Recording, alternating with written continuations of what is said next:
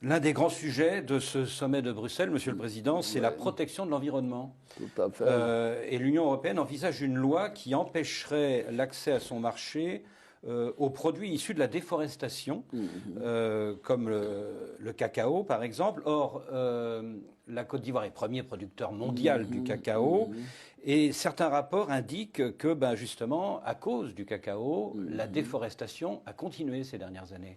Vous savez, je pourrais faire un long développement là-dessus, mais je peux vous dire que ce n'est pas de l'intérêt de l'Union européenne. Vous savez, le monde est multipolaire aujourd'hui. Si les Européens ne veulent pas acheter notre cacao, il y a d'autres qui vont l'acheter. Si les Américains ne veulent pas acheter notre cacao, il y a d'autres qui pourront l'acheter. Alors, ce n'est pas en faisant des menaces, nous devons travailler ensemble à ce que le cacao soit durable. Voici des pays en Europe qui ont utilisé du charbon jusqu'il y a 30 ans. Voici des pays qui ont pollué le monde entier et maintenant on veut nous faire des leçons. Ah non, ce n'est pas acceptable. Nous sommes d'accord pour que le problème de l'environnement soit au cœur de ce que nous faisons. Mais qu'est-ce que l'Afrique représente en matière de pollution? 4%. Et les 96%, quels sont ceux qui le font? C'est les Occidentaux. Et vous vous êtes développés comment? C'est de la malhonnêteté. Alors non, il faut arrêter. Il faut qu'on travaille à trouver des solutions.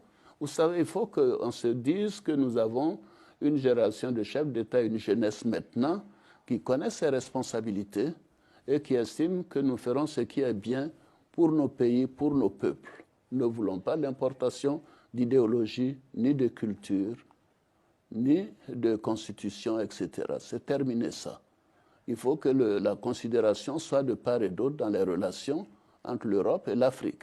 Tous ces engagements qui ne sont pas respectés, j'espère que cette fois-ci on va en parler. Il faut que les engagements soient respectés.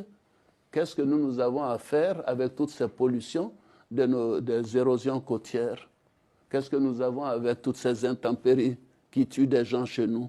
Ce n'est pas nous qui créons les problèmes difficiles en matière de pollution. Non, non, écoutez, nous allons en parler. Nous espérons qu'il faut que les engagements, c'est très bien, mais il faut qu'il y ait des suites, il faut qu'il y ait des décaissements, il faut qu'il y ait le développement, il faut qu'il y ait le soutien financier et l'encadrement, etc.